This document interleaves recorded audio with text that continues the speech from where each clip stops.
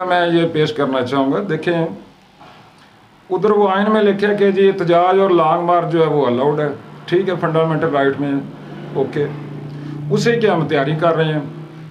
शादी है बिल्कुल जायज़ है, आइनी कानूनी और शरी और वही सुनते हैं हम भी कि जी शादी जो है वो जायज़ है हमारे मज़हब इस्लाम में। अब शादी की तैयारी तो करनी है, लॉन्ग मार्च की तैयारी तो करनी है। लॉन्ग मार्च की तैयारी के सिलसिले में हमें वो गाड़ियाँ भी चाहिए, मैन पावर भी चाहिए। जैसे अभी देखें घर घर जाके जो है वो लोगों को इस तरह मना कर रहे हैं कि जी वो एहतजाज पे ना निकलें, लॉन्ग मार्च पे ना निकलें, उधर गोलियां चलेंगी, इस तरह वो डराया और धमकाया जा रहा है। तो अल्हम्दुलिल्लाह हमें इस बात की भी खुशी है कि इस कदर अवाम जो है उनको अवेयरनेस चली गई है, इतना इनमें वो खौफ आ गया कि अभी ये घर घर जाना शुरू हो गए। शाम से लेकर कटाला तक ये टैक्सी स्टैंड पर जो है इनके वो लोग जो है भाग रहे हैं इंतजामिया के, ये गवर्नमेंट सारे काम करवा रही है, टैक्सी स्टैंड वालों को मना किए जा रहे हैं, इनको गाड़ियाँ रेंट पे नहीं देनी है, पब्लिक ट्रांसपोर्टर को डराया धमकाया जा रहा है। भाई देखिए ये तो ऐसे ही हो गया कि शादी जायज़ है, निकाह भी करना है, सुनते मोहम्मदी करना है सारा कुछ। अब वो दूल्हे को तैयार भी करना है, बारात भी हमने निकालनी है, बारात लेके जानी है, कुछ कपड़े भी लेने हैं, सिलाई भी कराने हैं, कुछ सुरमा सकड़ा भी लेना है। देखिए अजीब तमाशा है। वक्त हुकूमत को यही कहेंगे हमें कोई शौक नहीं चढ़ा हुआ, इस पर कम से कम वो करोड़ों रुपये लागत आएगी। आई थिंक वो 5,000 से ज़्यादा को 10,000 बंदा जो है वो निकलने के लिए तैयार है, तो इनके लिए एक्सपेंस से ये सारा कुछ करना ये बड़ा मुश्किल है। हमें कौन सा शौक चढ़ा है? जहाँ चढ़ा है हमारे वो जो नोटिफिकेशन है इसका एक वो बिजली का रहेगा, उसको नोटिफिकेशन जारी करें, हम अपने अपने घर बैठते हैं। बस यही पैगाम देंगे कि निकले 11 मई को लॉन्ग मार्च के लिए, अभी नहीं तो कभी नहीं। मोहतरम वज़ीर-ए-आज़म साहब ने परसों असम्बली के फ्लोर पे एक बात कही है कि आज़ाद कश्मीर में तकरीबन पौना आज़ाद कश्मीर बिल बिजली अदा नहीं करता।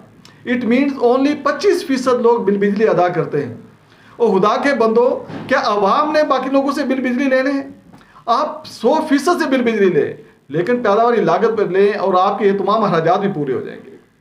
ये कौन है लोग जो 75% लोग बिल बिजली अदा नहीं करते? ये शराफिया है जिनके 3 4 एसी चलते हैं और ये बिल बिजली भी नहीं देते। और गरीब बंदा है जिसका एक पंखा चलता है और एक बल्ब है, उसको आप 10,000 का बिल भेजते हैं।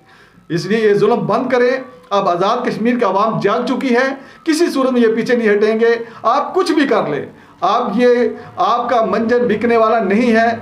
आप आज़ाद कश्मीर का आवाम आपसे अपना हक लेंगे और हर सूरत में इंशाल्लाह 11 मई का मार्च होगा। बहुत शुक्रिया। तो तकरीबन 1,40,000 के करीब इसकी आबादी है, 80-85 हज़ार वोटर हैं इसके। तो ये बिजली का बिल किसी एक बंदे का मसला नहीं है, किसी एक सोसाइटी का मसला नहीं है। कोई भी अवाम जो हुकूमत में है इस वक्त, अपोजिशन में है, सरकारी मुलाजम है, कोई गैर सरकारी है, बिजली का बिल हर बंदे ने अदा करना होता है।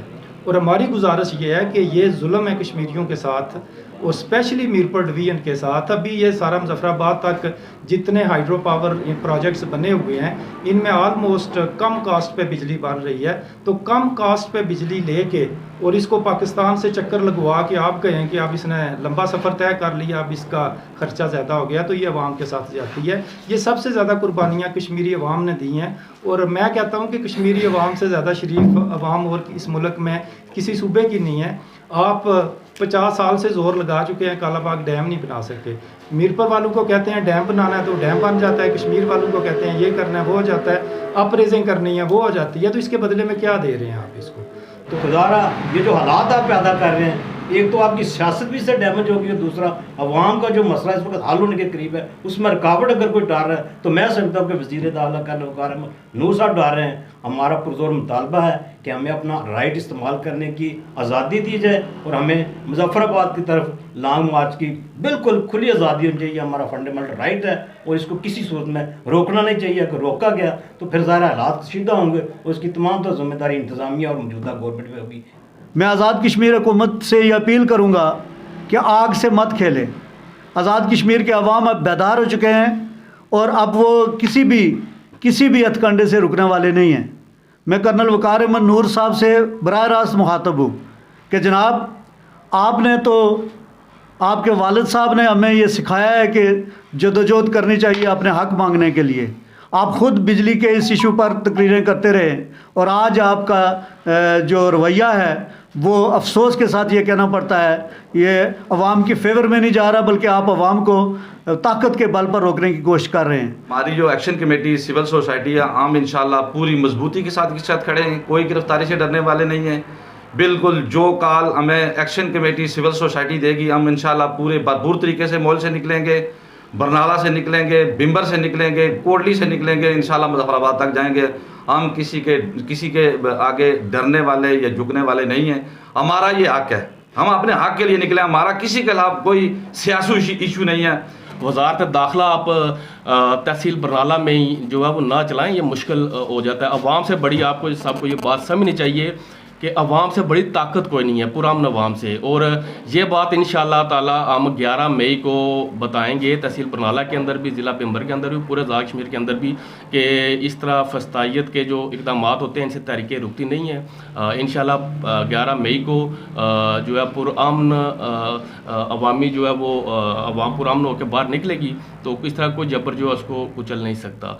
सिविल सोसाइटी तहसील बरनाला जो है ये अल्हम्दुलिल्लाह ज़िम्मेदार और बाशऊर लोगों का मतलब एक प्लेटफार्म है, और अल्हम्दुलिल्लाह इनमें से कोई भी ऐसा कोई टेररिस्ट या दहशतगर्द या गद्दार कोई इस तरह का कोई या किसी का कोई मतलब सियासी एजेंडा नहीं है। ये फ़कत लोग निकले हैं तो अपने अवामी हकूक़ के राइट के लिए, अवामी हकूक़ के लिए निकले हैं।